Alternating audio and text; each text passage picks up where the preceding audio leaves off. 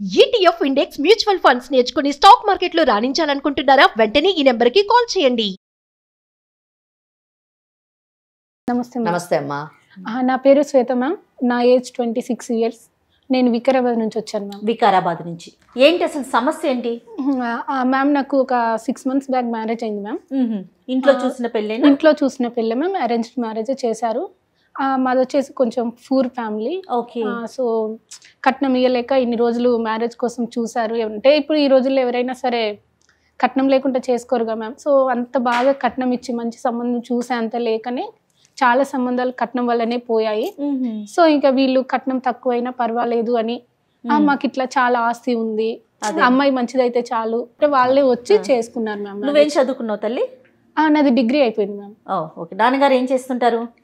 నాన్నగారు మామూలుగా వ్యవసాయం. BCom ma'am. ఓకే. ఏమైంది? 6 నెలల క్రితం పెళ్లి జరిగింది. ఏం చేస్తుంటాడు అతను? అతను మాకు చెప్పింది ఏంటంటే తనకు రియల్ ఎస్టేట్ కంపెనీ ఉందని, హైదరాబాద్ లో ఒక 2 houses ఉన్నాయి, మొత్తం ఓన్ ఇల్లు, ఇట్లా మొత్తం కంప్లీట్ గా చెప్పారు.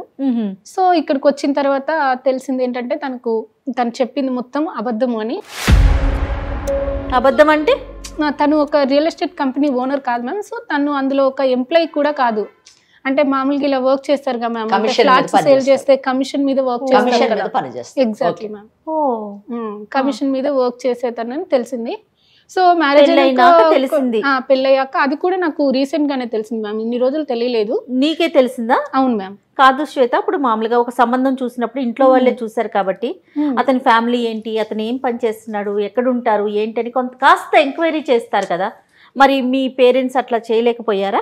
మాది కొంచెం ఫ్యామిలీ పరంగా కొంచెం బ్యాక్ ఉన్నాం కాబట్టి మళ్ళీ అందులో వాళ్ళు కట్నం వద్దు ఏమి వద్దు అనేసరికి అమ్మ వాళ్ళు ఏమి ఎంక్వైరీ చేయకుండానే మ్యారేజ్ దాకా తీసుకెళ్లారు. సో తీరా చూస్తే ఇక్కడ చూస్తే కమిషన్ బేసిస్ మీద వర్క్ చేస్తారు. ఎంత వస్తుందమ్మా నెలకి? అది ఎగ్జాక్ట్ గా నాకు తెలియదు మ్యామ్. అప్రాక్సిమేట్ గా, ఎగ్జాక్ట్ అక్కర్లేదు, ఒక 40,000 దాకా వస్తుంది. 40,000 వస్తుంది. అంటే ఇంట్లో ఎంత మంది ఉంటారు మీరు? నేను మా హస్బెండ్ ఇద్దరు ఉంటాం. ఇద్దరే ఉంటారు. ఓకే.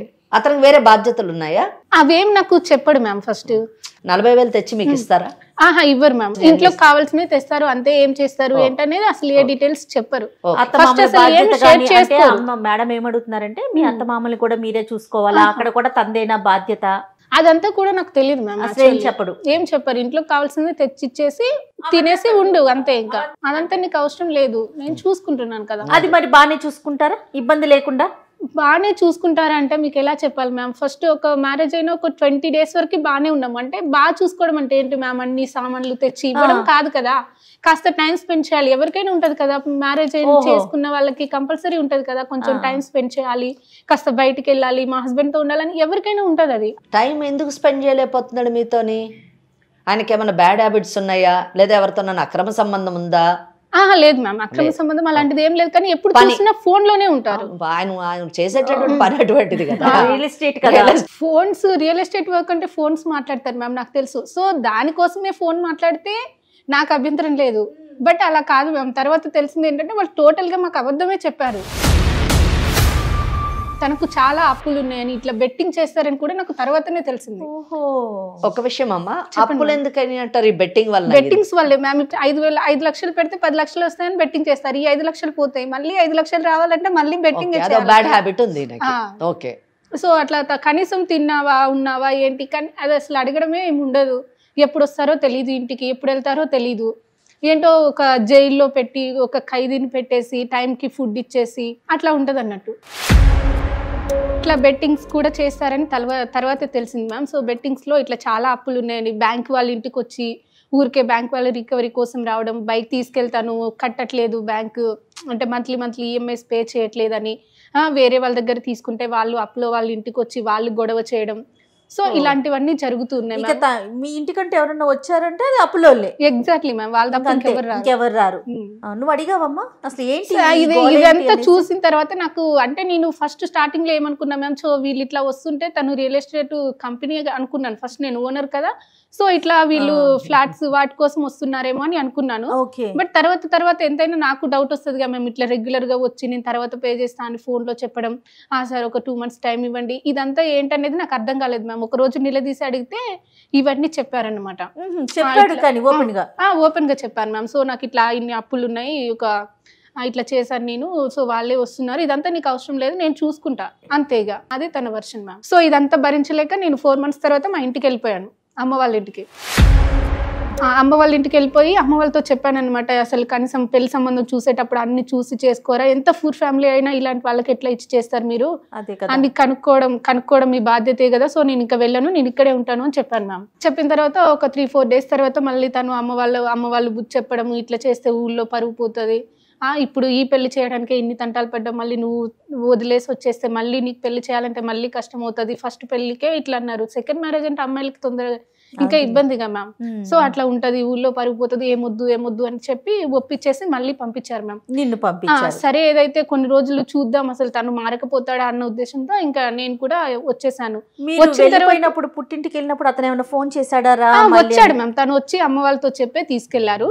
వచ్చిన తర్వాత కూడా సేమ్ అదే వర్షన్ మ్యామ్, ఇంకా అసలు మారలేదు, ఇంకా నాకు చిరాకు వచ్చేసింది. సో ఇంకా అందుకనే ఇక తనతో ఉండకూడదని డిసైడ్ అయ్యాను, అందుకే మీకు చెప్పాను మ్యామ్. వద్దనుకుంటున్నాను అంటున్నారు కదా, అంటే అర్థం కాదు నాకు. అంటే తను నాకు ఏ రకంగానూ కనెక్ట్ అవ్వట్లేదు మ్యామ్. ఇప్పుడు మ్యారేజ్ చేసుకునేది దేనికి మ్యామ్? ఎమోషనల్ గా, మెంటల్ సపోర్ట్ కోసం, కేరింగ్ ఇవన్నీ ఉంటాయి కదా మ్యామ్. మీరు ఒక ప్రశ్న అడిగారు, మ్యారేజ్ చేసుకున్నది ఎందుకు అని అన్నారు. అవును మ్యామ్. మ్యారేజ్ చేసుకున్నది ఓన్లీ నాట్ ఫైనాన్షియల్ పొజిషన్ గురించే కాదు, మీరు అన్నట్టుగా ఇమోషనల్ గా కానివ్వండి, వేరే ఏ విధంగా కనెక్ట్ కావట్లేదు అంటే ఇమోషనల్ గా ఏ విధంగా మీకు కనెక్ట్, మీ ఉద్దేశం ఏంటి అంటే దాని మీనింగ్ ఏంటి నాకు అర్థం కాలేదు. ఎమోషనల్ గా అంటే మ్యామ్ ఇప్పుడు పెళ్లి చేసుకున్న తర్వాత ఎవరైనా ఏమనుకుంటారు మ్యామ్, హస్బెండ్ తో టైం స్పెండ్ చేయాలి, అన్ని చెప్పాలి, తనకు ఒక మోరల్ సపోర్ట్ లా ఉండాలి అని ఎవరైనా అనుకుంటారు. సో తను కూడా అన్ని నాకు చెప్పాలి, నేను తనతో అన్ని చెప్పాలి. ఎందుకంటే ఇప్పుడు ఒక అమ్మాయి ఒక ఫ్యామిలీని వదిలేసి హస్బెండ్ దగ్గరకు వస్తుంది అంటే ఫ్యామిలీలో ఎన్నో రిలేషన్స్ ఉంటాయి మ్యామ్. సో అవన్నీ కాకుండా హస్బెండ్ తో పెళ్ళైన తర్వాత ఆ రిలేషన్స్ అన్ని అమ్మాయి తన హస్బెండ్ లోనూ చూసుకుంటుంది. హస్బెండ్ గానీ, బ్రదర్, సిస్టర్, మదర్, అన్ని రిలేషన్స్ చూసుకుంటది. నేను చెప్పేది వినాలి, కనీసం నాతో టైం స్పెండ్ చేయాలి. మాది లవ్ మ్యారేజ్ కాదు మ్యామ్, అరేంజ్ మ్యారేజ్. సో నా గురించి తను తెలుసుకోవాలి, తన గురించి నేను తెలుసుకోవాలి, ఇలా కంపల్సరీ ఎవరికైనా ఉంటది కదా మ్యామ్. సో ఇలాంటి ఏమి లేవు, ఏదో నేను జస్ట్ ఫుడ్ కోసమే వచ్చినట్టు వండేసుకొని తినేసి పడుకుంటే సరిపోతుందా మ్యామ్? ఒక బాండింగ్ అనేది ఇంపార్టెంట్ కదా ఇక్కడ. కరెక్ట్. సో ఇలాంటి బాండింగ్ ఏం తనతో నాకు రావట్లేదు, తను నాకు ఆ ఛాన్స్ ఇవ్వట్లేదు. పోనీ నేను తన్ని అండర్స్టాండింగ్ చేసుకొని ఉందామన్నా తను నాకు ఆ ఛాన్స్ ఇవ్వట్లేదు. ఇదే ఇలా ఏమీ లేనప్పుడు తనతో ఇంకా ఎన్ని రోజులు ఇలాగే ఉండాలి? దేనికోసం ఉండాలి? ఫస్ట్ నేను ఫుడ్ కోసమా? అదైతే మా ఇంటి దగ్గర కూడా ఉంటది కదా మ్యామ్. అవును, అందుకనే ఇంకా నేను తనతో ఉండలేను అనేసి నేను మాట్లాడాను మ్యామ్. మీరు చెప్పిన దాంట్లోనే మీ వయసు 26 సంవత్సరాలు అన్నారు కదా, మిమ్మల్ని పెంచినటువంటి తల్లిదండ్రులు మీకు ఈ సంబంధం కరెక్ట్ సంబంధం అని చెప్పి మీకు ఇచ్చి పెళ్లి చేశారు. అంటే ఏంటి, మిమ్మల్ని బాగా అర్థం చేసుకోవడానికి 26 సంవత్సరాలు మిమ్మల్ని పెంచినటువంటి తల్లిదండ్రులు దే టుక్ 26 years 26 సంవత్సరాలు తీసుకొని ఈ అబ్బాయికి ఇచ్చి పెళ్లి చేశారు కదా. అంటే మరి వాళ్ళు మిమ్మల్ని అర్థం చేసుకోలేదని అనుకోవాలా అన్న ఒక ప్రశ్న నాలో తలెత్తింది ఒకటి. రెండోది, మీరు ఇతన్ని మీరు అర్థం చేసుకోవడానికి లేదా మీరు అతన్ని అర్థం చేసుకోవడానికి 6 నెలల సమయం సరిపోదేమో వెన్ కంపేర్డ్ టు 26 years అని అన్నది ఒక విషయం మనం గుర్తుపెట్టుకోవాలి. మీరు ఆయనకు అప్పులు ఉన్నాయని మీరు చెప్పారు, అది తెలుసుకున్నారు మీరు, అతను మీకు చెప్పలేదు, మీరు తెలుసుకున్నారు. అప్పులోళ్ళు మీ ఇంటికి వస్తే అతన్ని పిలిచి బయట అడుగుతున్నారు, లేదా ఆయన లేనప్పుడు మిమ్మల్ని మేము పలానా బ్యాంకు నుంచి వచ్చామని చెప్తున్నారు. కానీ అతను ఏ రోజు వచ్చి నాకు ఇన్ని అప్పులు ఉన్నాయి నాకు, నువ్వు నీ పుట్టింటికి పోయి తీసుకొని రా, లేకపోతే నీకున్న బంగారం అమ్ము అని చెప్పేసి ఏ రోజు కూడా మిమ్మల్ని అతను అడగలేదు. తన బాధలేదు తన పడుతున్నాడు కానీ మిమ్మల్ని ఇబ్బంది పెట్టలేదు. అడిగారు. ఇక్కడ మీరు రియల్ ఎస్టేట్ ఓనర్ని పెళ్లి చేసుకుంటున్నాను అని మీరు అనుకున్నారు, ఆయన రియల్ ఎస్టేట్ ఓనర్ అని చెప్తే మీరు నమ్మేశారు. ఎలా నమ్ముతారమ్మా? రీకు తగ్గట్టుగా ఏదో 40,000 ఎర్న్ చేసుకునేటటువంటి వాడు వచ్చాడు, వివాహం చేసుకున్నాడు, నిన్ను కష్టపెట్టకుండా తన బాధలే తాను పడుతున్నాడు, నిన్ను నేను చూసుకుంటాను, నువ్వేమి ఇంటర్ఫియర్ కాకు అని అంటున్నాడు. ఇక్కడ మటుకు బాణం.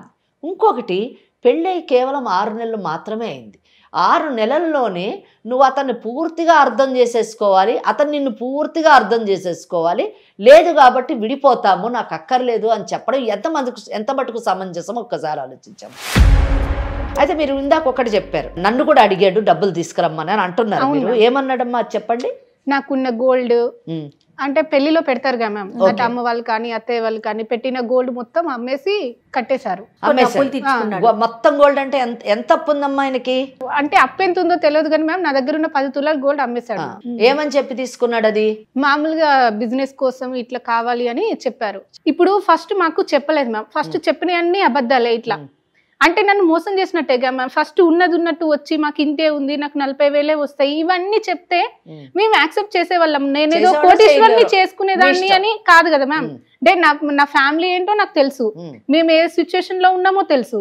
సో అన్ని తెలిసి నేను కోట్లున్నని చేసుకోవాలని ఏ అమ్మాయి అనుకోదు కదా మ్యామ్. సో 40,000 కోట్లున్న అమ్మాయిని చేసుకోవాలని ప్రతి అమ్మాయి కలగంట తప్పలేదు. అది సో నా సిచ్యువేషన్ నాకు తెలుసు కదా. కానీ మీ విషయంలో నేను అనేది, నేను కూడా మీతో ఏకీభవిస్తున్నాను. ఏమనంటే మీరు మోసపోయారు అన్నది ఫస్ట్ స్టెప్ నేనే చెప్తున్నాను. ఏ విషయంలో? మీరున్నటువంటి ఆర్థిక పరిస్థితుల్లో ఒక రియల్ ఎస్టేట్ కంపెనీ ఉన్న ఓనర్ వచ్చి నన్ను పెళ్లి చేసుకుంటున్నాడు, లేదా ఆయన నేను రియల్ ఎస్టేట్ ఓనర్ అని చెప్తే మీరు నమ్మడం మోసపోవడమే. అంతే కదా. ఆయన మోసం చేయడం, మీరు మోసపోవడం. నేనే చెప్తున్నా అదే అంటున్నారు. కానీ దాని అర్థము మీకు ఒక రియల్ ఎస్టేట్ ఓనర్ వచ్చి పెళ్లి చేసుకోకూడదని కాదమ్మా. మీ అదృష్టం బాగుంటే అటువంటి వాళ్ళు కూడా వచ్చి రావచ్చు, రాకూడదని లేదు. రావాలని ప్రతి అమ్మాయి కోరుకోవాలి కూడా, ప్రతి అమ్మాయి కలగంటది కూడా. కానీ ఇక్కడ నేననేది ఏంటంటే మీ విషయంలో తప్పకుండా ఫస్ట్ స్టేజ్ లోనే మోసం జరిగింది. Exactly ma'am. అది అమ్మ వాళ్ళు కరెక్ట్ గా ఎంక్వైరీ చేయకపోవడం, మా పెళ్లికి ఎక్కువ గ్యాప్ లేకపోవడం, తొందరగా జరగడం వల్ల నేను కూడా నాకు ఆలోచించుకునే టైం లేకపోయింది మ్యామ్. ఎందుకంటే అప్పటికి నాకు 25 years అట్లా వచ్చాయి మ్యామ్. ఊళ్ళల్లో ఉన్న వాళ్ళు 25 years అమ్మాయికి పెళ్లి కాలేదంటే ఎన్ని మాటలు అంటారు తెలుసా మ్యామ్? ఫస్ట్ ఎన్ని మాటలు అంటారు తెలుసా? ఇంకా దీనికి పెళ్లి అవ్వదు, ఇంకా ఎవరినో ఒకరిని చూసుకొని వెళ్ళిపో. సో ఇలాంటి ఎన్ని మాటలు ఉంటాయి అమ్మ వాళ్ళని. ఇక నువ్వెందుకు రా పిల్లని కన్నది, ఆడపిల్లని పెళ్లి చేయడం చేతగానప్పుడు ఇలా అమ్మ వాళ్ళని అన్న మాటలన్నీ విని విని విని ఇంకా ఎవరు వచ్చినా పర్వాలేదు చేసేసుకుందాము అన్నట్టున్న సిచ్యువేషన్ లో నేను ఉంటే వీళ్ళు వచ్చి చెప్తే ఇంకా నేను అక్కడే ఇక సరే ఎవరు అమ్మ వాళ్ళు చూస్తున్నారు, చేస్తున్నారు, అమ్మ వాళ్ళు ఎంక్వైరీ చేస్తున్నారు, వాళ్ళకి నచ్చింది, ఇంకా వాళ్ళని ఇబ్బంది పెట్టొద్దు. ఫస్ట్ నేను ఇప్పటికే చాలా ఇబ్బంది పెట్టాను అమ్మ వాళ్ళని. ఊళ్ళో వాళ్ళని అనడం, నన్ను అనడం, దీని అన్నిటికంటే ఇప్పుడు నాకు ఎవరికొన్ని పెళ్లి చేసేసుకుంటే అమ్మ వాళ్ళని ఎవ్వరు ఏమి అనరు, నాకు మాటలు ఉండవు ఊళ్ళో అన్న ఉద్దేశంతో ఇంకా నేను ఏమి చేయలేదు. ఇంకా నేను కూడా చేసేసుకున్న తర్వాత వచ్చిన తర్వాత నాకు నేను అడిగితే కానీ చెప్పలేదు మ్యామ్. ఇక్కడ ఏంటంటే కనీసం పెళ్ళైన తర్వాతనైనా ఇలా ఉంది, ఇలా నేను కూడా నువ్వు నచ్చి నేను ఇట్లా పెళ్లి చేసుకున్నాను తెలిసిందమ్మా. 2 నెలల తర్వాత నేనే అడిగితే చెప్పాడు మ్యామ్. ఇక్కడ ఏంటంటే నేను అడగడం వల్లనే తెలిసింది. అది ఊరికే వాళ్ళు వీళ్ళు వస్తుంటే ఏంటి అని నేను అడిగితే తెలిసిందే తప్పితే ఇక్కడ కూడా మ్యామ్ పెళ్ళైన కొత్తలోనే అప్పుడైనా చెప్పుంటే ఇక పెళ్ళైపోయిన తర్వాత ఎవ్వరు మేము చేయలేదుగా మ్యామ్. తనకు సపోర్ట్ చేసేదాన్ని నేను ఖచ్చితంగా. అప్పటికి కూడా తనకు నిజం చెప్పాలి అనిపించలేదు. ఇలా పెళ్ళి అయితే ఇలా అయింది మ్యామ్. సో ఇంకా ఇప్పుడు ఏంటంటే తను నాకేమి చెప్పకుండా మోసం చేశాడు. మరి అమ్మ వాళ్ళు మోసపోయారు, అమ్మ వాళ్ళు తెలుసుకోకపోవడం అమ్మ వాళ్ళది తప్పు, అమ్మ వాళ్ళు చెప్పింది గుడ్డిగా నమ్మి మోసపోవడం నా తప్పు. తను మోసం చేశాడో నన్ను మా అమ్మ వాళ్ళు మోసం చేశారో నాకు తెలియదు. నాకు కావాల్సింది మాత్రం ఖచ్చితంగా తన నుండి విడిపోవడమే కావాలి. ఇక ఈ అబద్ధమైన రిలేషన్షిప్ లో నేను చచ్చినా ఉండలేను. ఓకే అమ్మా. ఇప్పుడు ఒక విషయము, సరే మీరు చెప్పిందంతా నేను మీతో పూర్తిగా ఎక్కిపోయిస్తున్నా. నిజం చెప్పాలంటే మీరు చెప్పిన ప్రతి పాయింట్ కూడా ప్రతిదీ కరెక్ట్ అమ్మా. కానీ నేను ఒక్కటే అడగాలనుకుంటున్నాను మిమ్మల్ని, చెప్పండి మీ భవిష్యత్ ఏంటి? ఆ భవిష్యత్తు కోసమే అదేనమ్మా, విడిపోయారు అనుకుందాం, తర్వాత నెక్స్ట్ స్టెప్ ఏంటమ్మా? I don't know ma'am. నిజంగా తెలియదు మ్యామ్, తెలియదు, అగమ్య గోచరం. ఎగ్జాక్ట్ కదా. ప్రస్తుతానికైతే ఈ బంధం నుంచి బయటపడే తర్వాత సంగతి. ఈరోజు సమాజంలోని శ్వేత లాంటి చాలా మంది జీవితంలోని జరిగేటటువంటి విషయాలే ఇవి. ఇది కాకపోతే ఇంకొక విధంగా ఏదో విధంగా వైవాహిక బంధంలోని ఆటుపోట్లు ఉంటూనే ఉన్నాయి. కానీ ఆటుపోట్లు కష్టాలు వేరువేరుగా ఉండొచ్చుగాక, కానీ నిర్ణయాలు మాత్రం అందరూ ఇదే నిర్ణయం తీసుకుంటున్నారు. అందరు నిర్ణయం ఒకటే, మేము ఈ పెళ్ళి అనే బంధంలో ఉండము, బయటకు వస్తాము, విడాకులు తీసుకుంటాం. ఇది ప్రతి ఒక్కరి నిర్ణయం. ఇక్కడ 3 పాయింట్స్. కష్టాలన్నది కామన్, ప్రతి వైవాహిక బంధంలోని చిన్నో పెద్దో ఇటో అటో ఏదో ఒక నేచర్లోని కష్టం ఉంటుంది, అది కామన్. సెకండ్ థింగ్, అటువంటి కష్టంలో ఉన్నటువంటి వైవాహిక బంధంలో ఉన్న ప్రతి పార్టీ, ప్రతి వ్యక్తి విడాకులే సరైన పరిష్కారం అన్నది కామన్ డెసిషన్ ఈరోజు సమాజంలో. ఇంకా మూడోది తర్వాత ఏంటి అంటే మాకు తెలియదు, ఇది కూడా కామనే. నేను మోసపోయాము అని చెప్తున్నారు చూసారా, అక్కడ మటుకు నేను ఏకీభవిస్తున్నాను. సెకండ్ థర్డ్ ఏంటి అనే విషయానికి వచ్చినప్పుడు నేను ఈ ఎపిసోడ్ చూసినటువంటి ప్రతి పేరెంట్కి నేను ఏం చెప్పాలనుకుంటున్నానంటే, ముందు మీ పిల్లల్ని తమ కాళ్ళ మీద తమ నిలబడగలిగే స్థాయిలోకి తయారు చేయండి. ఇప్పుడు ఒక దెబ్బ తగిలితే కాలు కట్ చేసేయండి, దానికి మందు వేసుకుంటాం కదా, మందు వేసుకుని ఆ మందును ఆ దెబ్బను రూపుమాపడానికి ప్రయత్నిస్తాం కానీ కాళ్ళనే పోగొట్టుకోం. ఇది కూడా అంతే, జీవితంలో ఒక దెబ్బ తగిలింది, ఆ దెబ్బని ఎలా సరి చేసుకుంటామో చూసుకోవాలి కానీ జీవితాన్నే పాడు చేసుకుంటే ఏంటండి, అది పరిష్కారం కాదుగా. అమ్మ ఇక్కడ ఇంకొక చిన్న మీ మాట కట్టు తగ్గుతుందని అనుకోవద్దు. నిజంగా కాలుని తీసేయాలా, మందేస్తే సరిపోతుందా? శ్వేతతో మాత్రమే మనం మాట్లాడాం కదా, ఒక్కసారి మీరు అవకాశం ఇస్తే ఆ అబ్బాయితో నేను కూడా అదే చెప్పాలి. అప్పుడు మీరు చెప్పినట్టు మీరు ఎలాంటి నిర్ణయం అంటే దానికి ఏకీభవిద్దాం. ఏమ్మా శ్వేత, ఓకేనా మరి నీకు? సరే ఇప్పుడు మేడం ఒకసారి మేడము నేను కలిపి కూడా మీ హస్బెండ్ తో మాట్లాడతాం, సరే తన ఒపీనియన్ ఏంటో తీసుకుంటాం, కానీ ఫైనల్ గా ఆవిడ ఏం చెప్తే దానికి మరి నువ్వు అంగీకరించాలి. ఆలోచించుకున్నప్పుడు అవును కదా ఇది సమంజసం అని మీకు అనిపించినప్పుడు అతనికి కౌన్సిలింగ్ చేస్తాము, మీరు కూడా విన్న తర్వాత అవును కదా అనే ఆలోచన మీకు కలిగితే డెఫినెట్ గా అంగీకరించండి. ఓకేనా? సరే మేడం. రైట్. మరి కాల్ చేస్తారా మీరు ఒకసారి అతనికి? చేస్తాను. ఓకే. హలో హలో చెప్పు శ్వేత. ఎక్కడున్నారు? పనిలో ఉన్నాను. చెప్పు శ్వేత, ఏంటి నేను కాల్ చేస్తున్నావు? ఒక 2 minutes మాట్లాడొచ్చా? చెప్పాను కదా శ్వేత, నేను పనిలో ఉన్నాను చెప్పి. ఏంటి చెప్పు, త్వరగా చెప్పు. అది కాదు, కనీసం ఒక 2 minutes మాట్లాడే టైం కూడా లేదా నీకు నాతో? లేదనే కదా, నేను పనిలో ఉన్నాను చెప్పాను కదా నీకు. చెప్పాను నీకు. ఏం 2 minutes కూడా నాతో మాట్లాడలేవా? అయితే ఎంత బిజీ వర్క్ ఉంటే మాత్రం ఒక 2 minutes కూడా కేటాయించేంత లేనప్పుడు ఎందుకు మరి పెళ్లి చేసుకున్నావు నన్ను?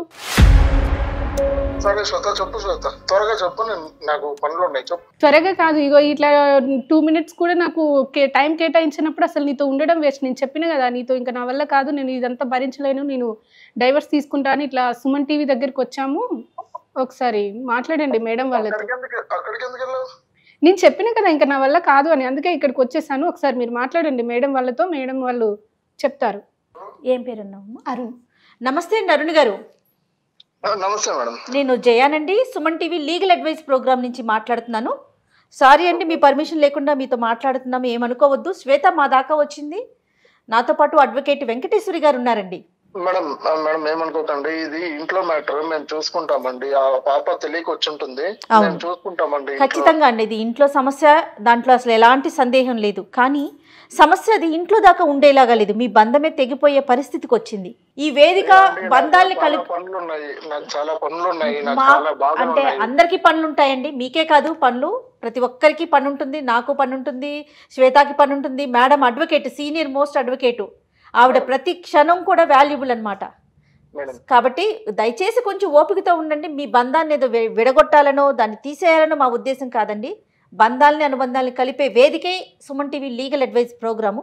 మీరు కాస్త ఓపికగా కొంచెం దయచేసి, ఎందుకంటే అమ్మాయి మా దాకా వచ్చి వేదికలో కూర్చొని ఉంది, మేం పిలిపించలేదండి, తనే వచ్చింది, సమస్య బయటకు వచ్చేసింది.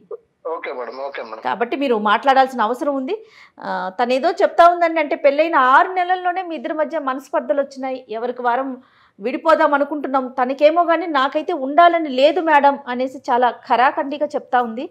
అసలు సమస్య ఏంటో తెలుసుకోవచ్చండి? మేడం మనస్పర్ధలు అంటూ ఏం లేదు మేడం, నాకు చాలా ప్రాబ్లమ్స్ ఉన్నాయి మేడం చెప్పాలంటే. ప్రాబ్లమ్స్ అంటే ఎట్లా అండి? మనస్పర్ధలు అంటూ తనకి నాకు ఏ మనస్పర్ధలు లేవు. నాకు చాలా ప్రెషర్స్ ఉన్నాయి, ఆఫీస్ నుంచి చాలా ప్రెషర్స్ ఉన్నాయి.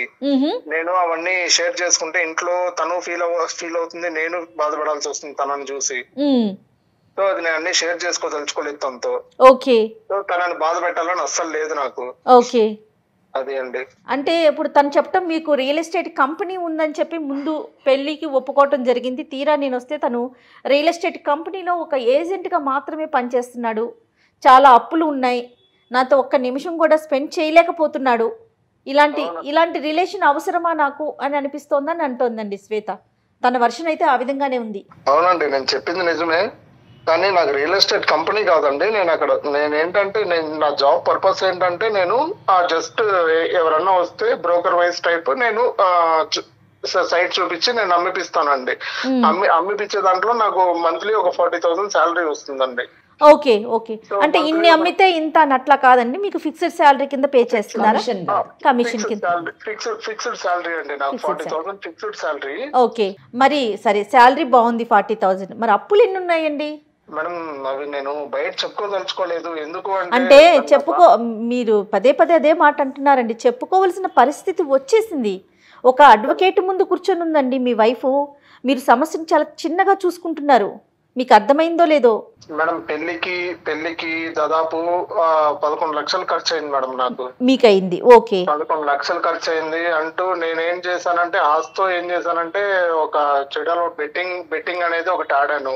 ఎందుకు? పెళ్లి చేసుకోవటం కోసం, ఆ డబ్బుల కోసం బెట్టింగ్ ఆడారా? అందులో లేదండి, యాక్చువల్ గా నాకు నాతో తిరిగే వాళ్ళు ఆడుతా ఉండి నన్ను ఆడిపించడం జరిగింది. అందులో నేను పోగొట్టుకోవడం జరిగింది. 5 లక్షలు 10 లక్షలు అట్లా పెంచుకుంటూ అది 30-40 లక్షల దాకా దారి తీస్తుంది నాది. సో అది నేను ఇంట్లో చెప్పుకోలేక ఇట్లాంటివన్నీ ప్రాబ్లమ్స్ ఫేస్ చేయాల్సి వస్తుంది. నేను ఇంకా క్రెడిట్ కార్డులు అన్ని తీసి దానికి కట్టి అట్లా ఇంట్రెస్ట్ అంతా పెరిగిపోయినాయి. చాలా ఉందండి నాకు. నేను అట్లనే ఇంట్లో చెప్పుకొని తనని బాధ పెట్టాలని అస్సలు లేదు నాకు. ఓకే, కాదండి, ఇంతవరకు చాలా ఫెయిర్ గా ఒప్పుకున్నారు, బాగుంది. కానీ అబద్ధం చెప్పి పెళ్లి చేసుకున్నారు కదా, ఈ మాటకే అమ్మాయి బాధపడుతుంది కదా మరి శ్వేత? మేడం అట్లని కాదు మేడం, నేను అబద్ధం చెప్పాలని కాదు, తను నాకు నచ్చింది. సో అందుకనేసి నేను అబద్ధం చెప్పి మరి పెళ్లి చేసుకోవాల్సి కాదండి. నచ్చితే ఒక కంపెనీకి ఓనరు, ఒక కంపెనీలో పని చేసే వాళ్ళకి తేడా లేదండి, చెప్పండి. అంటారు కదండి, 100 అబద్ధాలు అయినా చేసి ఒక పెళ్లి చేయమని చెప్తారు కదండి. అట్లా చేసి నేను ఇంకేదో ఒకటి ఆ బాబుని శ్వేతను సాధించుకోవాలి అని చెప్పి నేను అదే నేను అంటున్నాను, 100 అబద్ధాలు చెప్పి ఒక పెళ్లి చేసుకోవచ్చు, కానీ ఆ పెళ్లి ముందుకు వెళ్ళాలి కదా. చెప్పే అబద్ధం ఏ విధంగా ఉండాలి? కంపెనీ ఓనరు, కంపెనీలో పనిచేసే వాళ్ళు ఒకటవుతామా చెప్పండి?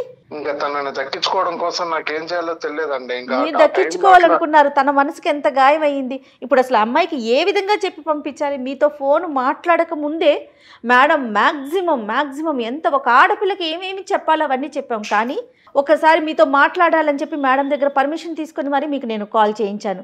ఒకసారి మేడంతో కూడా మాట్లాడండి. మేడం పేరు వెంకటేశ్వరి గారు, అడ్వకేట్ అండి, సీనియర్ అడ్వకేట్ మేడం. అరుణ్ నమస్తే మేడం. నమస్తే అరుణ్. మీతో నేను ఏ విషయంలోని గట్టిగా మాట్లాడదలుచుకోలేదు, ఎందుకంటే నాకు మీరు మాట్లాడిన మాటలన్నీ కూడా జయ గారితో మాట్లాడిన ప్రతి మాట విన్నాను నేను. మీరు నాకు నచ్చిన ఇదేంటంటే, నాకు ఆమె కావాలి, ఆమె నచ్చి పెళ్లి చేసుకున్నాను, ఆమెను వదలడం నాకు ఇష్టం లేదు అని చెప్పడం నాకు నచ్చింది. ఎందుకంటే ప్రస్తుత సమాజంలోని మనం ఏదైనా సంపాదించవచ్చండి, మనల్ని ప్రేమించే వ్యక్తిని సంపాదించడం చాలా కష్టం. అది 1000 కోట్లతో సమానం, లక్షల కోట్లతో సమానం. అటువంటి వ్యక్తి భర్తగా మన శ్వేతకి లభించడం చాలా అదృష్టం. ఇక్కడ మటుకు బాగుందండి. కానీ నేను ఒకటి అడగదలుచుకున్నాను. ఈ అమ్మాయి మా దగ్గరికి వచ్చి, శ్వేత నేను ఈ వ్యక్తితో నేను ఉండలేను, ఎందుకంటే అప్పులు పాలైపోయినటువంటి ఈ వ్యక్తి గురించి అప్పులోళ్ళు రోజు ఇంటికి వస్తున్నారు, వచ్చి మా సంగతి ఏంటి అని అడుగుతూ ఉన్నారు. దానికి కూడా నాకు బాధ లేదు. నన్ను మోసం చేసి పెళ్లి చేసుకున్నారు ఫస్ట్ పాయింట్. కనీసం ఇప్పుడు కూడా ఇమోషనల్గా ఆయన నాకు కనెక్ట్ కాలేదు, అంటే కనీసం తన కష్టసుఖాలు నాతో పంచుకోవట్లేదు. నాకు ఆయన అప్పులు ఉన్నాయి, నాకు ఈ బాధలు ఉన్నాయి అని కనీసం నాకు చెప్పను కూడా లేదు. కేవలం నన్ను ఒక మరమనిషిలాగా తిండి పెడితే సరిపోతుందా? నాకు కావలసినటువంటి మానసికపరమైనటువంటి ఆనందము, నాకు నా భర్త ఉన్నాడు, కష్టసుఖాలు నేను పంచుకోగలను, ఇతనే నాకు అన్ని విధాల అన్ని బంధాలు ఇతనే అని అనుకునేటటువంటి భావన నాతో కలగనప్పుడు ఆయన ఎందుకు అని అడిగింది. నిజం చెప్పాలంటే మీ ఇద్దరు పర్సనాలిటీస్, మీ ఇద్దరు వ్యక్తిత్వాలు కూడా నిజంగా చాలా గొప్ప వ్యక్తిత్వాలు. ఎంత గొప్ప విషయం. ఆ అమ్మాయి, ఆ శ్వేత భార్య, నాకు 1000 కోట్లు ఇచ్చేటటువంటి భర్త లేడండి, నన్ను రియల్ ఎస్టేట్ కంపెనీ ఉందని చెప్పి మోసం చేసి పెళ్లి చేసుకున్నాడు, ఆయన రియల్ ఎస్టేట్ కంపెనీ లేదు కాబట్టి వదిలేస్తాను అని అనట్లేదు. కారణం ఏం చెప్తుందంటే, ఇమోషనల్గా నేను నాకు కనెక్ట్ కాలేదు, ఇతను మానసికంగా ఇతను అంటే ఆత్మబంధం ఏర్పడలేదు అని అంటుంది. ఎంత గొప్ప విషయం అండి, ఎంత పెద్ద మాట అది. నిజానికి దానికి అసలు డెఫినేషన్ చాలా కష్టం చెప్పడం, నిర్వచించడం. సోల్మేట్ కావాలి అని అనడం చాలా గొప్ప విషయం. అటువంటి వాడు కాదు నా భర్త అని చెప్పడం ఆమెది. మీరేమో నాకు ఇష్టమైనటువంటి అమ్మాయిని చేసుకున్నాను, ఆ అమ్మాయిని కష్టపెట్టకూడదు, నా కష్టాలు ఏదో నేనే పడాలి, ఆమెను వదులుకోవడం నాకు ఇష్టం లేదు అని చెప్పడం మీరు పెద్ద మనసుతోని మాట్లాడటం. శ్వేత వచ్చి మా ముందు కూర్చొని నేను వదులుకోవాలనుకుంటున్నాను, విడాకులు తీసుకోవాలనుకుంటున్నాను అంటే ఏ అడ్వకేట్ కానివ్వండి, ఏ కార్యక్రమం నిర్వహించేటటువంటి సంస్థలు కానివ్వండి విడగొడతారు చెప్పండి. మరి ఎందుకు ఈ మాట అంటున్నానంటే అరుణ్, మీరు ఫస్ట్ జయ మేడంతో మాట్లాడేటప్పుడు ఒక మాట అన్నారండి. ఏమన్నారంటే, మేడం ఇది మా ఫ్యామిలీ ప్రాబ్లం, మీరు ఇంటర్ఫియర్ కావద్దు, మీరు పంపించేయండి ఆమెని అని అన్నారు. ఏమండి, మేము సాధారణంగా ఇటువంటి కార్యక్రమాల్లో కూర్చున్నప్పుడు ప్రతి వ్యక్తి, ప్రతి మగవాడు ఇదే మాట మాట్లాడుతున్నారండి. బయట కూడా మేము ఇదే ఫేస్ చేస్తూ ఉంటామండి. ఫ్యామిలీ కోర్ట్స్లోనే పార్టీలు అడ్వకేట్ రెస్పాన్సిబుల్ అని అంటారండి. ఒకటి మీరు మనసులోంచి తీసేయండి, మైండ్లోంచి కూడా తీసేయండి. ఈ కార్యక్రమం చూసేటటువంటి వాళ్ళకు కూడా చెప్తున్నాను, ఈ కార్యక్రమం యొక్క ఉద్దేశం ఇందాక జయ మేడం గారు చెప్పినట్టు బంధాలని ఇంకొంచెం పటిష్టం చేయాలనేటటువంటి కోరికే కానీ బంధాలని విడగొట్టాలన్నది మాత్రం కాదండి. వీలైనంత మటుకు ఈ కార్యక్రమంలోని మేము విడిపోతాము అనుకున్న జంటల్ని కలపాలనుకుంటాం, కానీ విడిపోవడానికి వీలు లేని పటిష్టంగా ఉన్న బంధాలని విడగొట్టాలి అని మాత్రం అనుకోమండి. దయచేసి అర్థం చేసుకోండి అరుణ్, మిమ్మల్ని కూడా కలపాలనే ఉద్దేశంతోనే మీకు ఫోన్ కలపమని చెప్పాము. మిమ్మల్ని కలపాలి అంటే, ఆ అమ్మాయిని నేను కన్విన్స్ చేయాలంటే, నేను కానివ్వండి జయ గారు కానివ్వండి, నాకు ఒక్క డౌట్, ఒక్కటి మాకు అడ్డొస్తుందండి.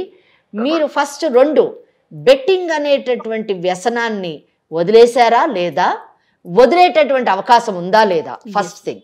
సెకండ్ డౌట్, మీకున్నటువంటి 40 లక్షల అప్పుని ఎలా తీరుస్తారు, 40,000 జీతంతో ఎలా తీరుస్తారు. రెండోది, అన్లెస్ అండ్ అంటిల్ మీకు ఈ అప్పులు అనేటటువంటి బాధల నుంచి మీరు బయటపడితేనే కానీ మీ భార్యను మీరు ఎంత ప్రేమిస్తున్నారు అన్నది మీరు ప్రకటించలేరు, మీరు చూపించలేరు. ఎందుకంటే మీకు ఈ టెన్షన్స్ ఎక్కువైపోయి మీరు ఆమెతోని ఇమోషనల్గా కనెక్ట్ కాలేకపోతున్నారని నేను అనుకుంటున్నాను. కనుక ఈ 3 ప్రశ్నలకి నాకు కరెక్ట్ సమాధానం వస్తే ఆ సమాధానాలు నిజానికి శ్వేతాన్ని కూడా కన్విన్స్ చేస్తాయి. శ్వేత లాగా జీవితాన్ని అంత ప్రాక్టికల్గా, అంత లాజికల్గా చూసినటువంటి అమ్మాయిలు చాలా అరుదు. అటువంటి అరుదైన అమ్మాయిల్లోని మీ భార్య ఒకరండి. వయసు చాలా తక్కువ, వయసు 26 సంవత్సరాలు. సో తప్పకుండా మీ యొక్క మాటలు కన్విన్సింగ్గా ఉంటాయి, మీ సమాధానాలు నిజానికి కన్విన్సింగ్ ఉంటే తప్పకుండా ఆమె కూడా తన జీవితాన్ని మీతో కొనసాగిస్తుందని అనుకుంటున్నాను. ఈ 3టికి నాకు సమాధానం చెప్పండి. మేడం, ఒకటి మేడం, నాకు ఇన్ని అప్పులున్నా తనతో ఏది చెప్పుకోలేదు, తన ఇబ్బంది పెట్టాలని కాదు. ఇంకొకటి, తన మనసు ఎక్కడ బాధపడుతుందో ఇంకెవరన్నా వచ్చి తనని అడుగుతారో అని చెప్పి నేను ఇంతవరకు ఏది షేర్ చేసుకోలేదు. చాలా గొప్ప విషయం అండి ఇది నిజానికి. తనని ఇష్టపడి పెళ్లి చేసుకున్నా కాబట్టి తనకి ఏది చెప్పకూడదు అనుకున్నా. ఎందుకు అంటే రేపనే రోజు తనకి ఏ ఇబ్బంది రాకూడదు అని చెప్పి నేను ఆలోచించడం జరిగింది మేడం. చాలా సంతోషం అండి అది. సో బెట్టింగ్ ఎందుకు ఆడానంటే, ఇంకా మా ఫ్రెండ్స్ ఇంకా బయట తిరుగుతూ ఉంటాము, అట్లా నాకు ఫ్రెండ్స్ కొంచెం ఉన్నారు. సో వాళ్ళు ఏంటంటే ఇంకా ఆడుతూ ఉంటారు, ఫోన్ లో ఏదేదో బెట్టింగ్ ఆడతారు. సో దాని త్రూ నాకు ఇంకా వాళ్ళు ఆశ పెట్టడం వల్ల నాకు స్టార్టింగ్ ఆడానండి. నేను 2,000 పెట్టి ఆడితే అది ఒక 9,000 అట్లా వచ్చింది. సో అది ఇంకేం చేసేది, ఇంకా ఎక్కువ వస్తుంది కదా అని చెప్పి నేను దాంట్లో దిగడం జరిగింది. సో అది వస్తా ఉంది, అమౌంట్ పెట్టడము రావడము అది జరుగుతూనే ఉంది.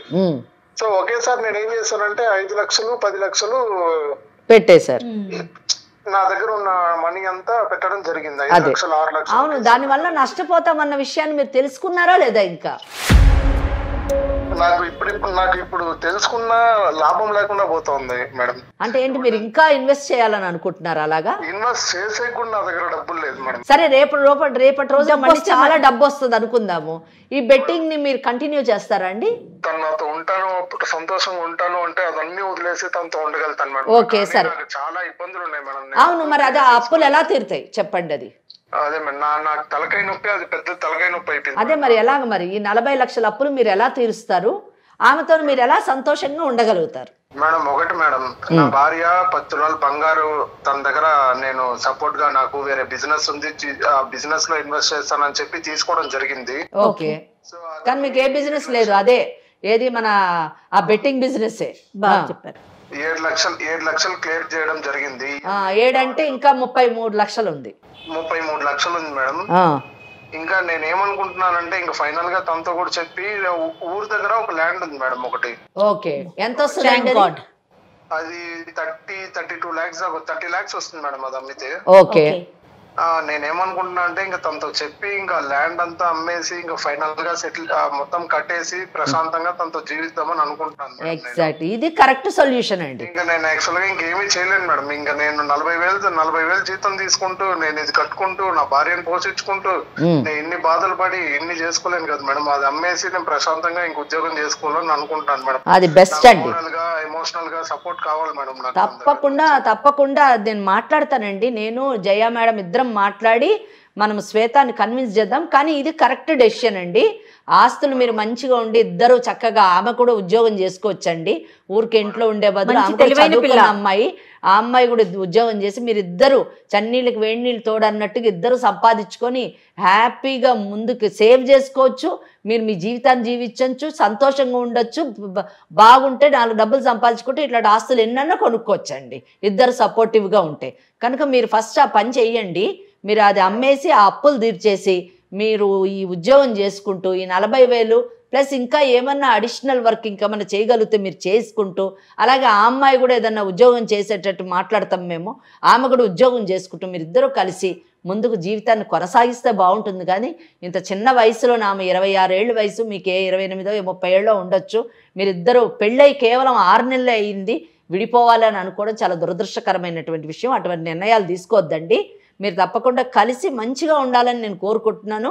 మీరు ఫస్ట్ ఆ అప్పు మాత్రం తీర్చాలండి. ఎందుకంటే యూజువలీ అప్పు బాధ ఉన్నవాళ్ళు అందులోంచి బయటపడకపోతే దాని నెట్ రిజల్ట్ ప్రాణమే కోల్పోవడం అండి. అప్పుడు ఆ అమ్మాయి ఏం చేస్తుంది చెప్పండి మీరే. నేను అనుభవించేది అదే అండి. నాకు నా వల్ల కాదండి, ఇంకా నాకు ఓపిక కూడా లేదు. ఇంకా ఓకే ఇంకా చేసి ఇంకా నమ్మేసి ఇంకా తనతో సంతోషంగా జీవిద్దామని నేను అనుకుంటున్నాను. వెరీ గుడ్ అరుణ్, వెరీ మంచి నిర్ణయం తీసుకున్నారు. మీరు ముందు అది ప్రొసీడ్ అవ్వండి.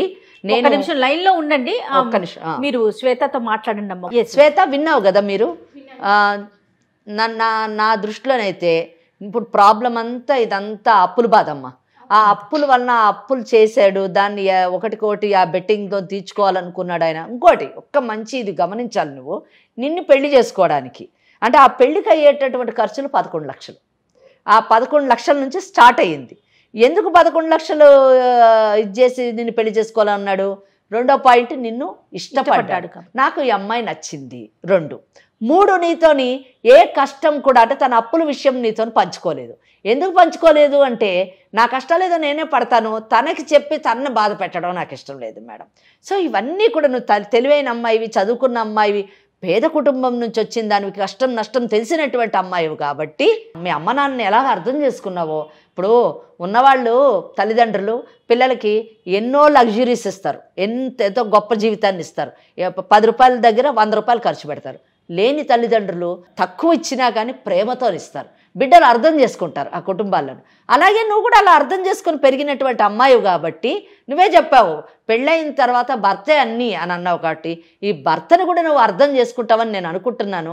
ఆయన కాన్సన్ట్రేషన్ మొత్తం కూడా నువ్వంటే ఇష్టపడ్డావు. మెయిన్ థింగ్ నువ్వు కష్టపడకుండా ఉండాలి. నీకు తన కష్టాలు చెప్పి నేను బాధ పెట్టడం ఇష్టం లేదు, అన్నిటికంటే నేను వదులుకోవడం ఇష్టం లేదు.